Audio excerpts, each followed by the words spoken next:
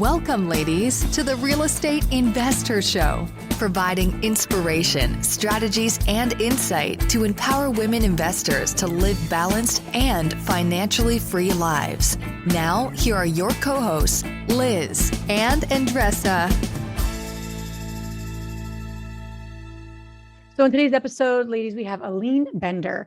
She is a social entrepreneur and has grown her mortgage business to closing, I think, $175 million with a team of about 16. And so she has really mastered the idea of scaling. She's still in her business, but you can tell I know her personally as well. She's getting involved in a lot of different things, and she's been able to really scale and get her business growing without her in every single thing. So we talk about today, we talk about not just the importance of scaling or why to scale, but actually how to do it. And what we get into is, you can talk about processes and systems and teams, which we do. But what was really neat is she talks about an exercise, a personal exercise to really go through so you can start to make those choices on what you should be spending your time on and what you shouldn't be spending your time on. And she also shares about her story, right? A single mom living in Hawaii in a poverty level, how she was able to gain the skills needed for her to do not just put food on the table and feed her daughter, but really build a company where their employees are very proud to work there. And we talked about hiring people. What is the mindset that is needed to do that? How can you scale? And there's so much thought-provoking questions that she brought to the table on this episode.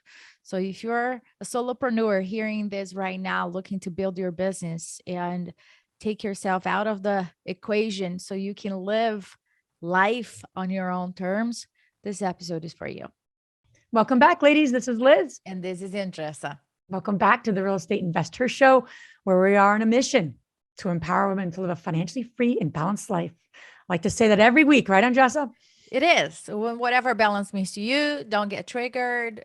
Balance, it has different meanings. So whatever it means to you. So excited to have a phenomenal guest on our show today, Aline Bender. So excited to have you on. She's a social entrepreneur. Has done some amazing things scaling her business. And we're going to get into that topic in a moment. So thank you so much for making time for us. Thank you so much, Liz and Andressa. I'm so excited to be here. What an honor. Yes, it's going to be awesome. So selfishly, her and I are going to fight over the questions because of what you've done and accomplished. Your bio is amazing. And who you are is amazing. So before we go there, we always like to connect with the women in our community that are listening. And we so appreciate you being on this journey with us. We so appreciate you listening, for rating our show, for sharing this with the women in your life that also want to create financial freedom through investing. So we appreciate you. And we kind of kick it off with a quick little story or tip, and then, jump into our interview. So it's my turn, right, Andressa? It is. What you have going on? Oh, I got a lot going on, but all good stuff. I wanted to talk about behaviors and how sometimes when we do something, it doesn't always mean that exactly, and how important it is to know why we do what we do. So I'll give you the story. That's deep. I know it is deep. So it goes back to my 4-year-old daughter, Samantha. Oh boy. Yeah. So we're putting up something in the house, and she comes up to me yesterday and she goes, before I go outside, I have to go get something from my room. I said, okay, awesome. She goes upstairs, and then she has this necklace in her hand. It's a very pretty necklace. I've never seen the necklace though before. So I said, Sammy, where did you get this necklace? I don't know, Sammy. Now, meanwhile, in the last week, she's stolen from a store. She's stolen from 2 stores, little things. She's had a stealing situation going on with my 4-year-old. All right. So she comes down the stairs. So of course I'm like, where'd you get the necklace that I've never seen? I don't know. Asked her the 3rd time, in my drawer. I'm like, it might've been in your drawer, but where did it actually come from? After this whole back and forth with your 4-year-old, it came out that she took it from her like best friend's house a few days ago. So now this has been going on for quite some time. We've had discussions. We've had a lot of different things, that we've been processing with my daughter, who is going to be going to jail soon. No, she's not going to jail. No. So anyway, as I processed this with her, and I've processed with my father, who I ask a lot of questions about my kids because he was a school teacher for 40 years. He's like, I said, Matt, I said, Dad, I don't get it. Like, she took this necklace. I wasn't even at the party. I was away. He's like, it's funny that she showed it to you, though. I'm like, what do you mean? He's like, he showed it to you. So she didn't show it to Matt. Every time she takes something, she tells you. She shows you. He's like, do you think there might be a reason for that? This is how he talks to me. I'm like, oh, so I might not know that, but you do tell me what it is. So I said, he goes, she wants more attention from you. Are you, it's it might be an attention thing. I don't think she has a problem stealing. I think that's a big, and I don't think she does either, but start to go, what's going on here 4 times in the last 7 days. Mm-hmm. So that really made me think of how many times do we do things in life, and how many times do I do things that don't always on the surface level mean that. It means something else. And how often we just go through our days and not always stop and go, what worked today? What didn't? What did I do? And, just kind of like get a little insight into your day and insight to your own behavior. So I said to Sammy, obviously that's not a good choice. You're a good girl, but it's not a good choice. And we talked a little bit about that. And I'm like, okay, where can I give her more attention? What might that look like? I don't know if that's I don't know, but I'm going to use that as information for me to work with her on. So yeah, I think it's interesting when things happen, we often go to like the actual behavior versus what's maybe underneath it. And we need to do a better job at that, especially as we get going with 2022. And let's not stay on the surface, ladies. Let's get a little deeper so we can make the behavioral changes we want and achieve what we want here in this year. So that's what I have. I love that. And I love that you're making a distinction between who she is and her behavior. Yes. And I think a lot of the ladies that are listening, when you make a mistake or a decision that did not go as you expected in real estate, you label yourself as a bad investor. No, that's not who you are. Was just a decision. So separating the behavior from the person, it might be a simple concept, but the default is personalized, right? So for all of you that are listening, and Sammy is gonna be a super investor if she chooses to be, or whatever she chooses to be. She's gonna be a rock star. I have no doubt about it. For all of you that are listening, get a little bit deeper, as Liz is encouraging, about what is behind that behavior. What do you really intended with that? So stay tuned. Stay tuned on the trials and tribulations of my daughter. Aline, without further ado, thank you so much for being on our show. We always like to kind of kick things off. How did you get into growing and building a business? Like where did that all come from for you, and how did that all begin? It really began with jumping in and seeing my husband literally drowning in phone calls. He was just, the one thing he would always say before he hung up the phone with his clients was, call me anytime if you need anything. And every time he hung up, he would just like have a big sigh. And I would always say to him, why would you say something like that? And that's why they're calling you at 2 a.m. on a Saturday. And that's why everyone's calling you for the most random question. And that's why you're burning out. And my background is systems and processes. And I just knew there was a better way. I knew there was a way. He, at the time, didn't have the belief that in order to make the income that he was making, that he had to be available 24/7.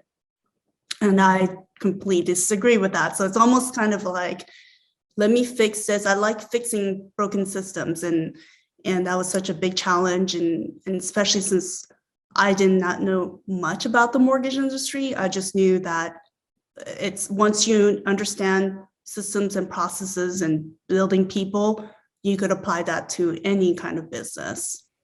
I love what you're saying, because this applies to real estate investors and also realtors and brokers that are listening to us. It's like, call me anytime.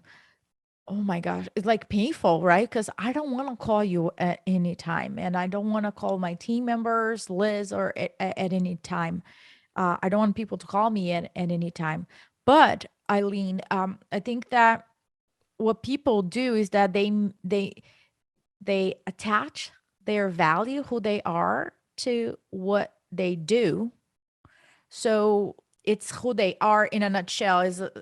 There's this like concept of, okay, if I step out, if your husband, for example, stepped out or did something, then there was like a disconnect over there. So the mindset, I'm curious about the mindset from that moment that you said that to your husband.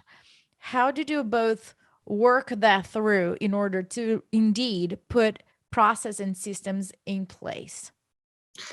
I think what happened, what really happened is that we worked side by side, and I was kind of more on the outside because he also had that belief where, well, since I don't have a mortgage background, I don't understand this, or I can't fix this, or I don't see the bigger picture in this. And my background is sales. In sales, you always got to work backwards. It's always reverse engineering. And that's the same thing about building a business. And as you know, that's the same thing about looking at a apartment complex or duplex, or you always look backward, right? What's the whole point of investing if you don't know your numbers, the location, your team that's going to help you manage the problem? The list goes on. So when I was talking to my husband about it, it's more of, it's almost to the point where when you want to get deep into it, it's when there's enough suffering, that's when you're willing to make a change. Mm-hmm. And there was definitely enough suffering for him. What were those initial steps? So like walk us through like, how did you approach that?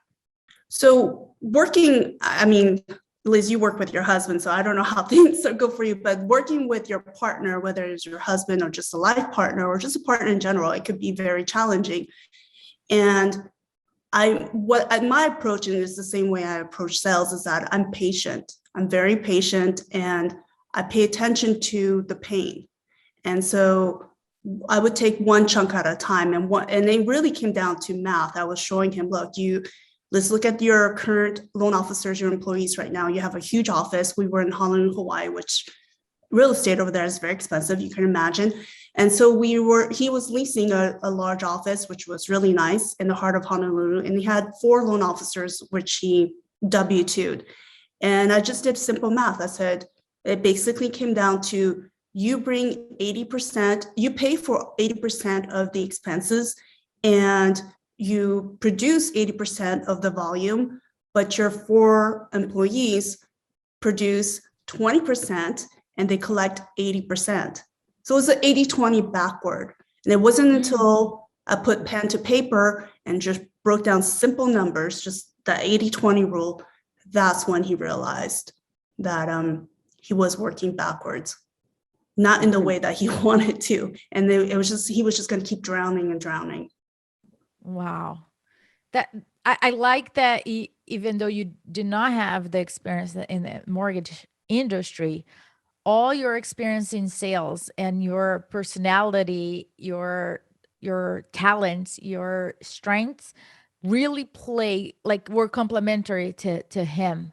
And you saw what he was not seeing it. In 2020, you guys closed $175 million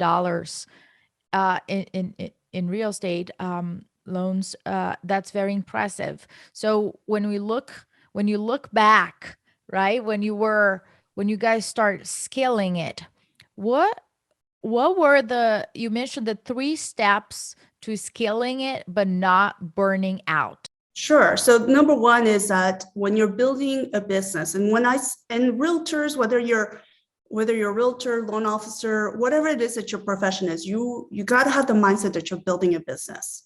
Especially when you're coming from a place of sales, you got to have that mindset. I think that any commission sales professionals are business owners. You have to treat it that way because you got to scale, because otherwise you're going to burn out if you're just counting sales on your own, right? So number one is, I say that let people build the business. You're not going to build it. So I didn't technically build the business. It's the people around me that I recruited, and they're continuously building the business. Like today, we're having a big shift in our company. I'm not a part of it. My team is. So they're constantly, I would say, scaling the business for me. And I'm there to make sure they have all the tools, the support, and the technology to build it. And then number two, know to move out of the way. So my husband was really smart enough to move out of the way because he knew that it's kind of, we joke around that we're like running a marathon. And sometimes I tag him, sometimes he tags me.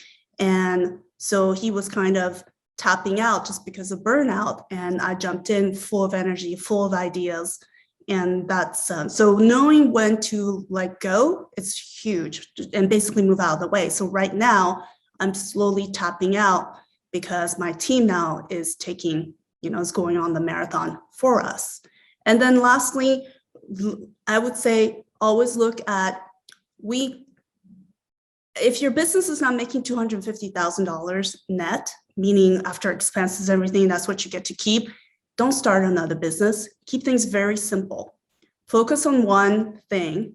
And so maybe, for example, for real estate investment, maybe, instead of, it's so tempting because it's the shiny object syndrome where, wait, I want to invest in a duplex. Wait, I could do syndication. Wait, I could be, I could do a joint venture. There's all these different, wait, do I open a property management company? I mean, there's so many options.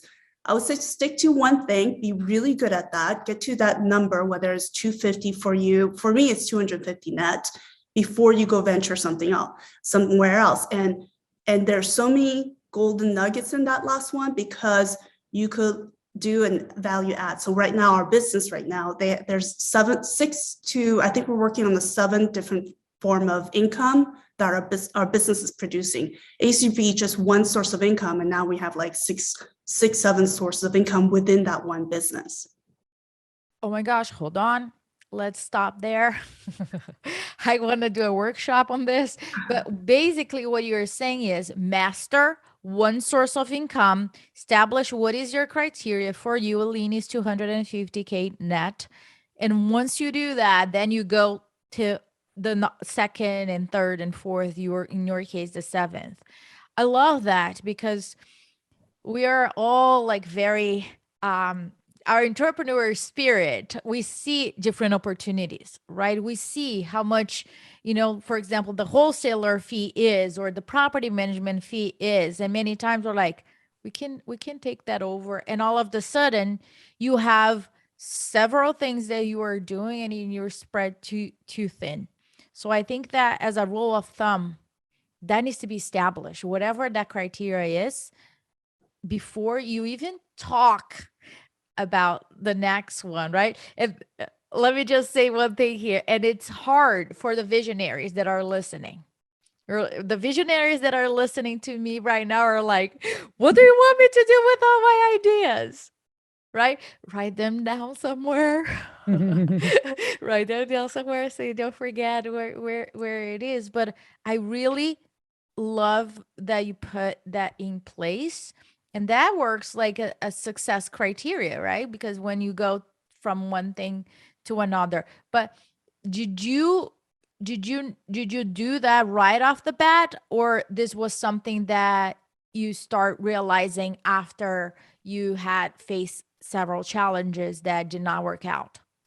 I think that we started off, I mean, at least for me, I started off right off the bat.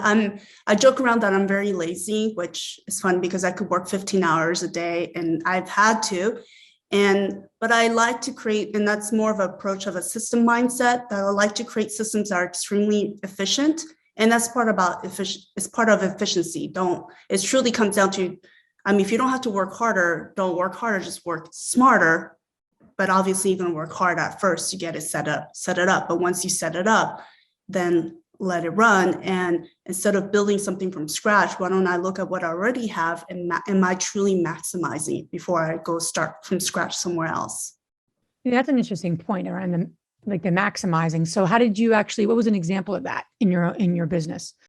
So for example, we've been approached many times to join another. So we own a mortgage company called Kamaina Mortgage Group. We're based in Hawaii, but we're licensed in 5 different states nationwide.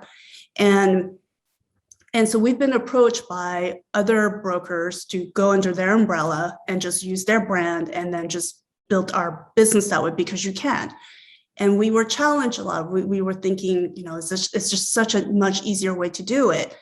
But we decided to stick to what we're doing, which we're a broker, but we're also a mini correspondent, which means we finance loans ourselves as well. So we're pretty much our own bank, which is very rare for a small size business like ourselves, because there's a lot of liabilities, there's a lot that goes into it, and mostly liabilities.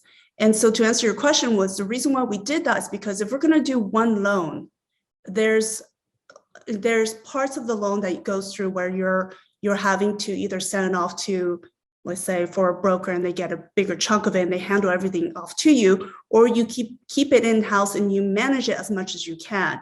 And so I knew that as I learned about the mortgage business, I knew that if we can manage it ourselves, not only can we make more money because we get to keep more of the cut, is that we could also control the quality of it and the turnaround time. So if I know if I could kill two birds with one stone, so not only provide better service to our loan officer and our borrowers, and on top of that, make more, why wouldn't we take the additional step to set it up so that we could do that? Love that. So for the women listening, they may have done, a handful of deals. They're looking at doing more deals with other people's money. So they've done, they've had some success under their belt. What would be some of the first things that they need to kind of put in place? We talk about systems, we talk about processes, but let's get specific. What do they need to put in place or start thinking about so they set themselves up from a process perspective to scale? Okay, so are you saying if you're, let's say, a female investor and you're starting off and so definitely find out what it is that you... I had done a few deals. So take the woman that's maybe has 10 units. She's done a couple small multis, but she wants to get into larger multi. Okay. Okay. That's awesome. That's so exciting. I mean, applaud to, I'm sure there's a lot of your listeners that are doing that. And that to me, that's so inspiring. So, because I think the first deal is always the most challenging one, right? So she's at 10 right now. So she already had probably figured out the system that's working for her. And if she wants to scale, that's a great time to scale because you've already proven. So I would say, I would do this. This is called, and I learned this, I'm going to borrow this from Carl White, who was one of our mentors. We were part of a mortgage mastermind group for about 2 years, and we learned so much. It was coaching. And he taught us about, it's called the acts of freedom.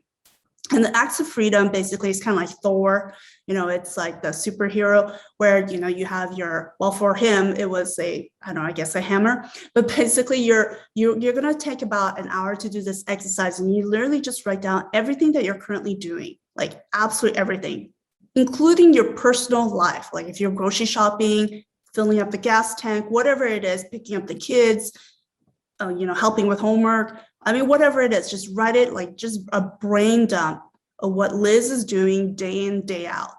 And once you've done that, go back, and then this is where you could dig deeper. And then this is where it's really important that you're honest with yourself, because you don't have to show this list to anyone. So kind of like to address this point, let's dig deeper, ladies, because this is because the truth comes out no matter what. And it's going to show up when for example, your daughter, Sammy, is that correct? She showed up in a different way of what her truth was, right? Mm-hmm. So your truth has come out one way or another. So you might as well be honest when you're doing this exercise.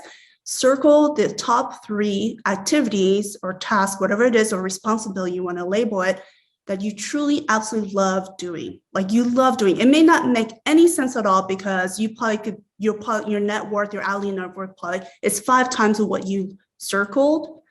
But it's important that you circle that, because only you can do that. And it's what you probably would consider that as your talent. Only you could do that well, because the passion and the love behind it. It's kind of like, I think it was Steve Jobs who mentioned this, that being an entrepreneur is not that hard when you focus on something that you really absolutely love doing, because you're going to do it anyway. You're going to do it when the market is down. You're going to do it when the market is up. You're going to do it when other people are sleeping. It's what's going to get you up, at middle of the night. It's going to get you up because you're so inspired. So that's so hard to compete with when you have that within you. So circle those 3 activities and just focus on that and delegate the rest. And until you're able to do that, I would say avoid scaling, because that means if you're not honest with yourself and you're not clear, because clarity is power, and commit to on focusing on only those three and let go of control of everything else, then I would say you're not ready to scale, because it's just going to require you to scale, right? Because you already know you're really good at doing handling those 10 units and those 10 deals. You're an expert at it. So in the mindset, it's going to be, you're going to need a lot more different, I would say, skills. And there's going to be new challenges. It's going to be also emotional skills that you're going to need to manage when you go bigger. And it's not because I think the both of you, Andres and Liz, know that we hear this all the time, that a deal that's like 200,000 versus $1 million deal is pretty much almost the same. And maybe even $1 million deal is probably even easier than a $200,000 deal, right? But not when we're not emotionally ready for it. The negative talk, the limited beliefs, it's kind of like dragging your whole list of 100 things you're doing with you and adding probably another list of 100 other things, and that's when you start drowning. I love that. I love that very much. I think that what's happening behind the scenes, what we hear from our Facebook community, our Strive members, here's what is really happening behind the scenes. The women did do the 5 deals, the 10 deals. They have that. They don't want to do the same thing that they did because it will make them crazy, because they were involved in every single piece. So when I ask them, so do you have process and systems in place? The answer is no. That that's their perspective. From a business perspective, they don't. From a real estate perspective, obviously they were able to do something that worked, that they duplicated. Not necessarily, though, they want to continue doing that same behavior because it burned them out. They were involved in so many things, and it's just the challenge in their heads is, how can I hire somebody and show them my messy business? It's not organized. I don't have a standard operating procedure for the things I do, because sometimes I do it different ways. So what would you say to them to either the struggle to get team members involved in order to either organized and get things process and systems in place before they scale? Such a good question. This is the fun part. This is where it gets exciting.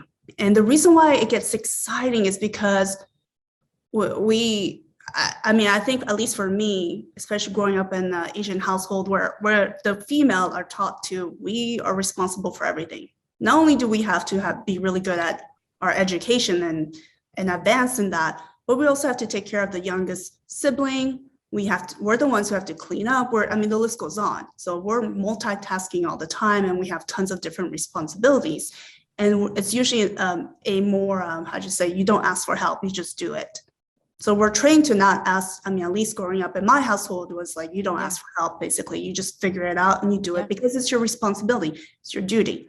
And so, and I don't know if other households are like that, but definitely, and I see the both of you nodding, so that means you can relate to that. And I think, from the women I've met, it's something that's ingrained in us, which once we leverage that experience, it's powerful. And this is what I get excited, because that's the tipping point right there, Andressa.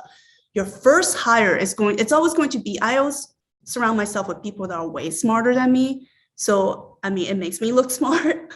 So, but they're actually the ones who are way smarter than me. And that's the whole reason why they're on my team, because I don't want to be the smartest one in the room. I want to be the one who listens and pays attention to who knows the answer, and give them the floor and give them the leadership. And it's so cool because that's like the tipping point for someone who's been a solopreneur. So basically someone who's on their own, is because you get to see, wow, my vision is coming in faster, it's coming to reality faster. Someone does get me. And wow, I never thought of doing it this way or thinking this way. And I don't feel so alone anymore. I love that. It's funny you talk about writing everything down personally and professionally. That's a very powerful process. And I literally just did this personally. So recently, Andressa and I got together, and when we get together, we talk a lot about various things, right, Andressa? True. Say that lightly. And Andressa is such a beautiful soul that she doesn't ever not share with me what she thinks, and I say Which that sometimes is a problem. sometimes it's a problem, not gonna lie. It's a whole other episode. But in many ways, what she says is helpful, and it's the things that just people don't say to you. And I just want to share this because I wanted to share this with you, Andressa, too, and everyone else that's listening. But we were talking about my personal kind of like household. And Andressa said to me, she's like, "Oh, what is Matt in charge of?" I said, "He's not in charge of anything. I'm in charge of everything." She goes, "How's that working?" I'm like, "It's a lot. I'm starting to outsource things. I have a cleaner and, I'm starting to outsource stuff, but I'm doing it all and I got it." And she goes, "Wow." And she goes, "That's a lot for Sammy to see. Like, you're running a business, you're building this, you're doing that, and you literally do everything in the house." She's like, that's a lot for her to like step into. And that hit me. Of course, I get defensive and I think she's wrong. Usually where I go first. But then I think about what she says and I'm like, she's right. So I actually sat down with Matt yesterday and made a list of literally every responsibility. Matt is like, what the hell, Andressa? I know, it's funny, but honestly, there were 17 things on there.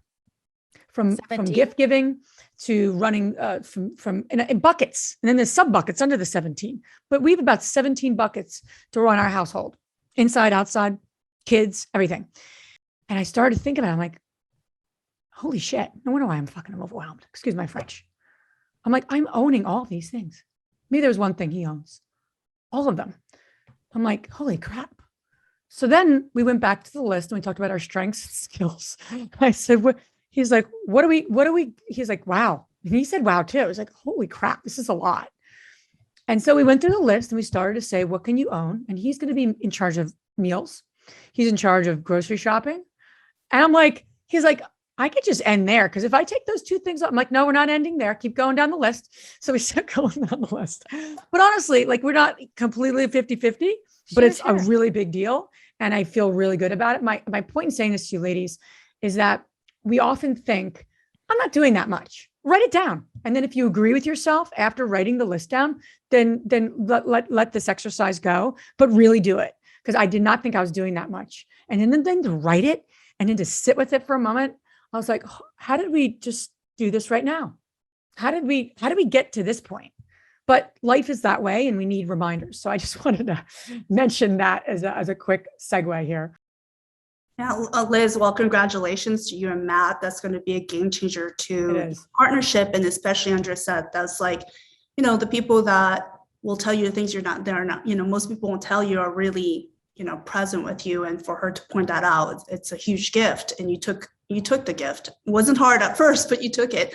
And so I kind of wanted to share a little bit story about that too. There was a point where I sort of retired from the sales position I was in.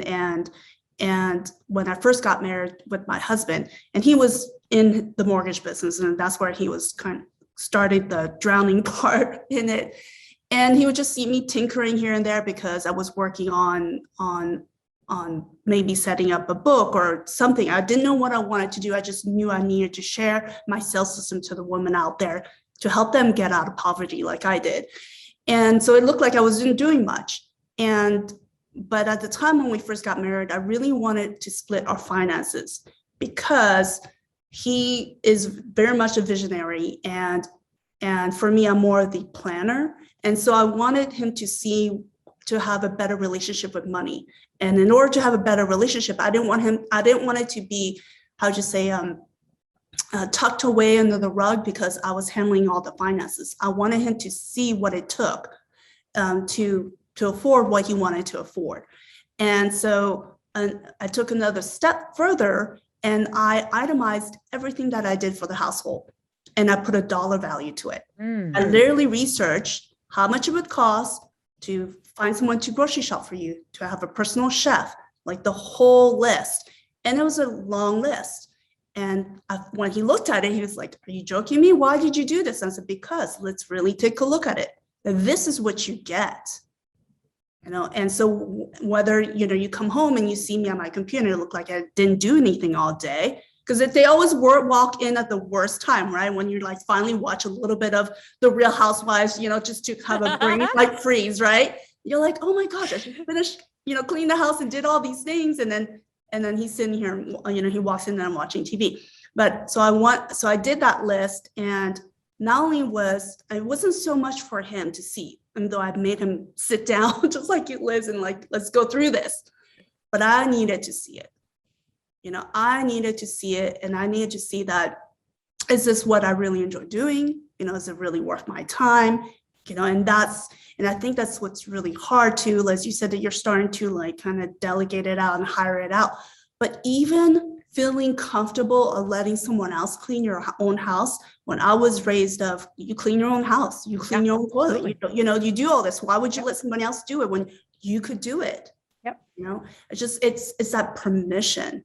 So whatever journey that exercise is going to help you, maybe even take a step further like I did, put a dollar sign on each of those activities, because gosh, you and Liz and Andressa, that, investing in real estate, getting into real estate will help a woman get out of poverty, especially, with them following your show and then being part of your membership. It's like you're giving them that ticket. And in order for them to allow it, they need to, accept it, right? They need to acknowledge it, and then to, most importantly, accept it. I love that. And you share with us that when you did that, you created space, time for you to continue writing your book, which was one of your projects that you were working on, because you were doing everything that you didn't have the time to complete different tasks. And I want to talk about your book. This is not just a book, a technical book where you're explaining tactics, and as you were mentioning, it is essential for a lot of women to get the information they need to get out of poverty. In my case, my financial freedom meant that I didn't have to be in an abusive, toxic relationship. So for a lot of women out there, it's not just a matter of making money. For many, it's a survival mechanism, and for many, it's a lifestyle. So for all of you that are listening, take in consideration that knowledge is so powerful. So share with us your book and why you wrote it. The why is it's a great segue, because I always think it's kind of, before I was in sales, I was in sales in the fashion industry, and usually fashion designers have a muse, someone that, that's like that person, they're designing their collection in mind, right? And so when I wrote the book, and the reason why I knew that writing the book wasn't going to make me any money. It doesn't make me any money, but I knew that and this is what I love about surrounding myself with other women, like-minded women, because it's like we paved this path, and we're like, hey, ladies, this road opened up, I paved it, by all means, and we keep doing that with each other. And that's why there are more women entrepreneurs now than ever before. Right? There are more women that are millionaires and billionaires than ever before. And it's because we really have paved the path, but not only that, we've like waved the flag, like, here, come here, you could come and use my path, right? And it's basically, which is what I love about, like I said, being around like-minded women. And that's what I did with my book, is that I knew that if I was to ever leave this earth, and when I do, I want to make sure I don't take everything that I've been through, the journey of getting out of poverty, that it gets passed on to someone and they could do the same thing. I was a single mother in Hawaii back in 2005, and I remember driving down, it's a street called Kalakaua, heading to Waikiki, which is a really famous part of Honolulu where there's a lot of tourists. And I was starting my first new job, which is 100% commission sales. Is called timeshare sales for Wyndham Vacation Resorts. And I just looked on my phone, and I kept getting these missed calls, and I knew who they were. They were collection companies trying to reach me at 7 a.m. And I just ignored them and paused it. And I had to get my mind focused, because I remember why this new career path was so important to me, because I have a daughter. At the time, my daughter was 3 years old, 2.5 or so. And our apartment consisted of just a mattress for her to sleep on for her. And there was no other furniture except maybe a small little like kid table. That's all we could afford. And so I knew that if I just had the opportunity of the right product, the right people, and the right tools, I would succeed in commission sales.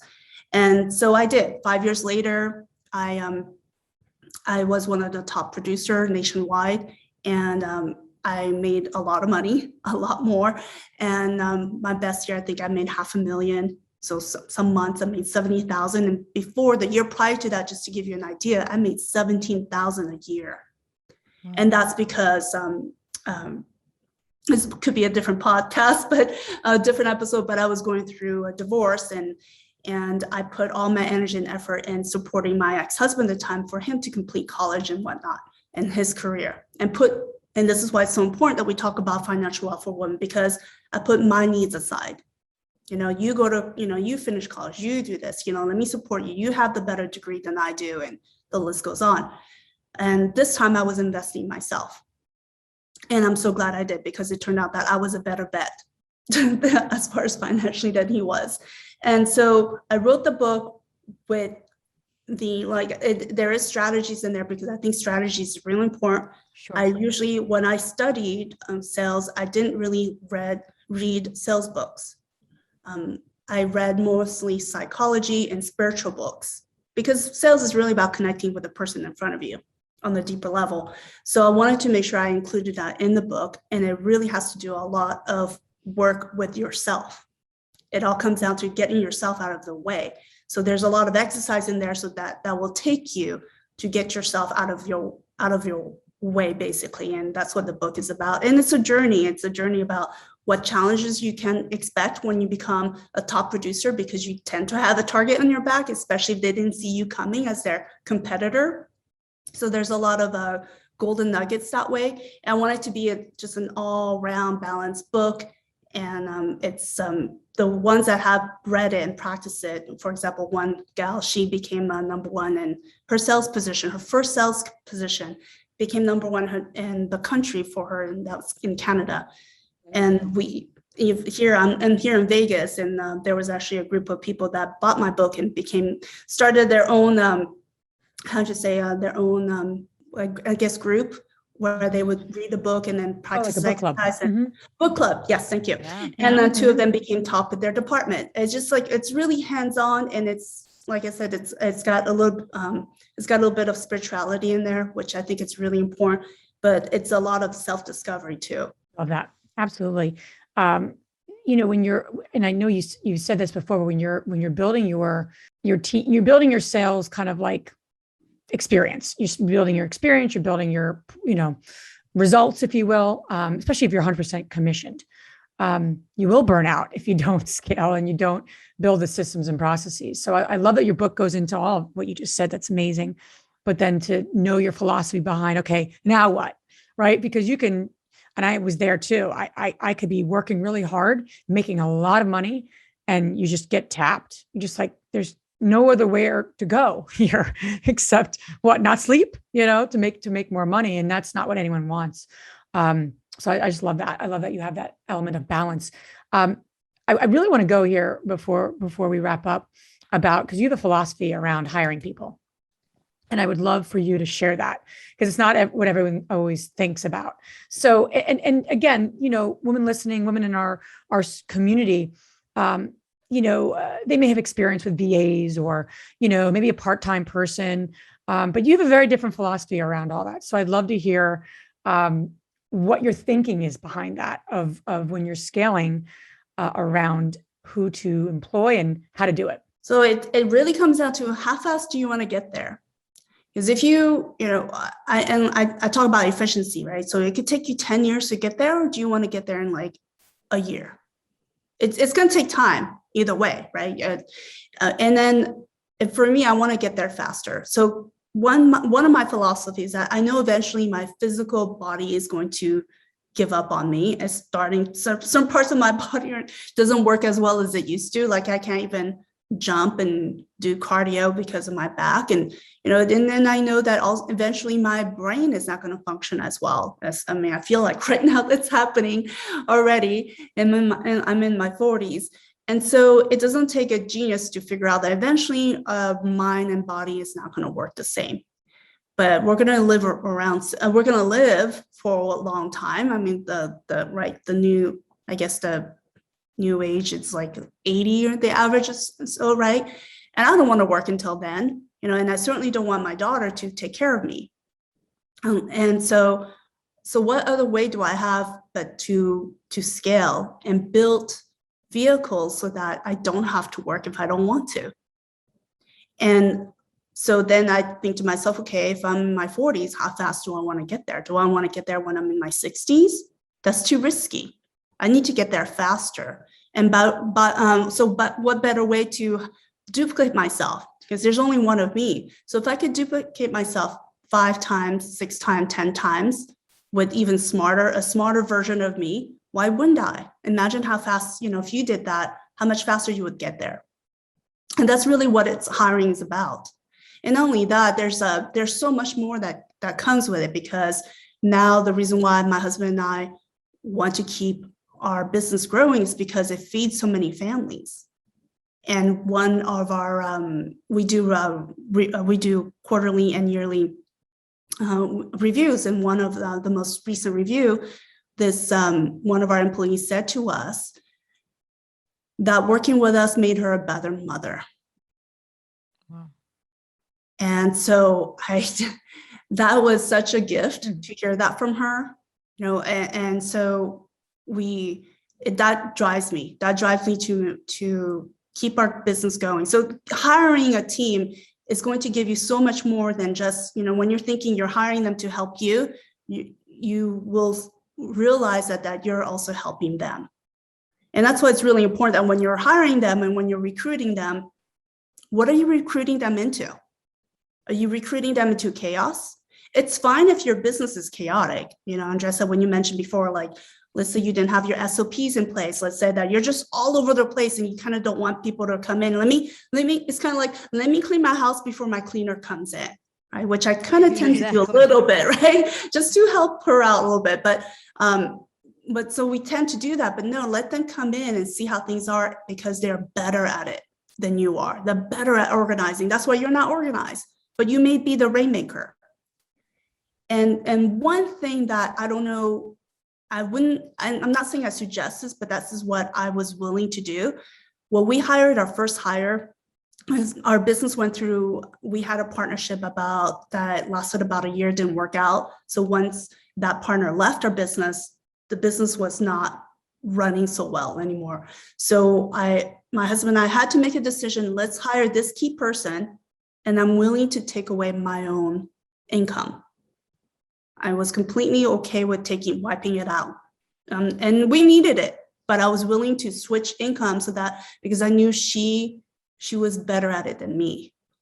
And that was the right decision, because within 2 years, we more than 10 times our income and business and grew. It just changed that trajectory completely. And so when you're thinking about hiring a VA is great because it's going to show you what kind of leader you are. So we have a VA from the Philippines. She's been with us for 5 years now, and a really sweet gal, really smart. But I learned what she can't do. And there's probably 90% of the things I need her to do that she couldn't do. But it taught me how to communicate with her. Because if I didn't communicate well, a VA will, especially if they're out of the country and English is not their native language, it's gonna show up and what they produce for you, because that's your communication.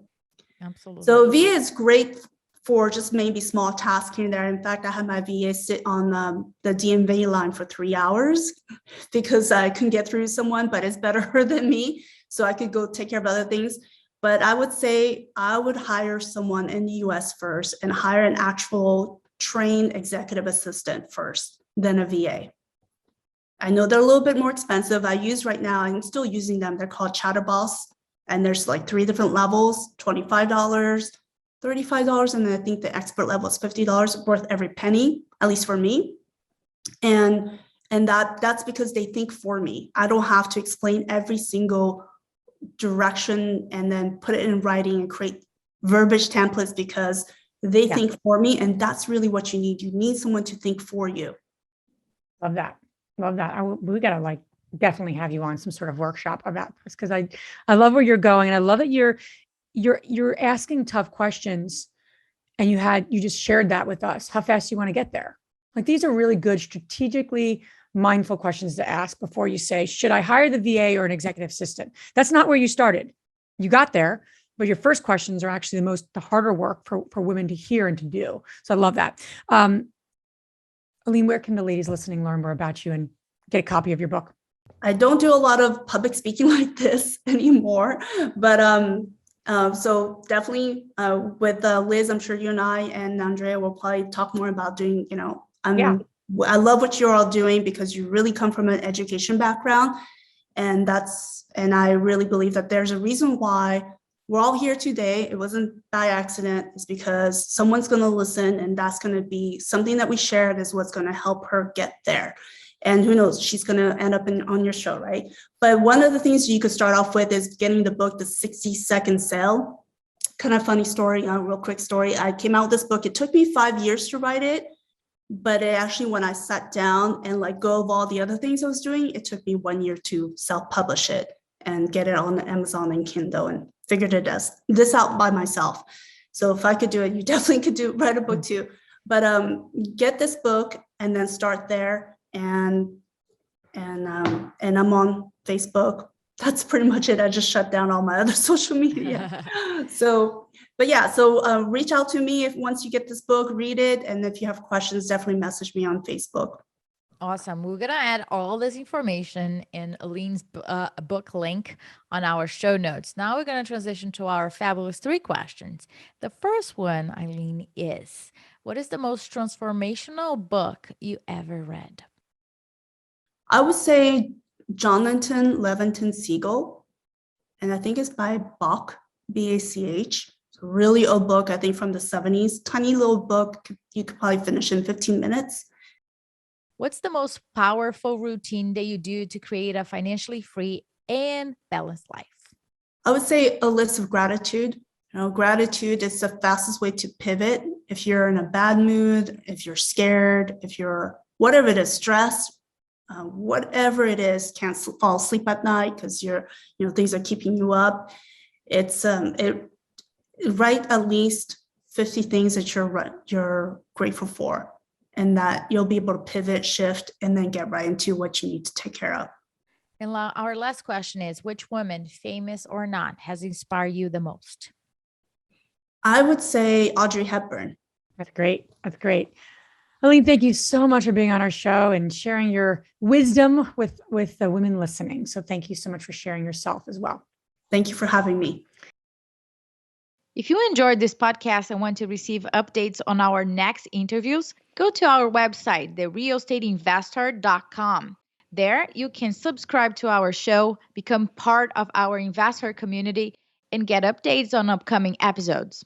If you like our show, please share it with other women who would benefit. And don't forget to leave us a rating on iTunes. We'd really appreciate it. And as always, we encourage you to take one action as a result of today's show and put it into motion so you can live both a financially free and balanced life. Thanks for spending time with us. Ciao.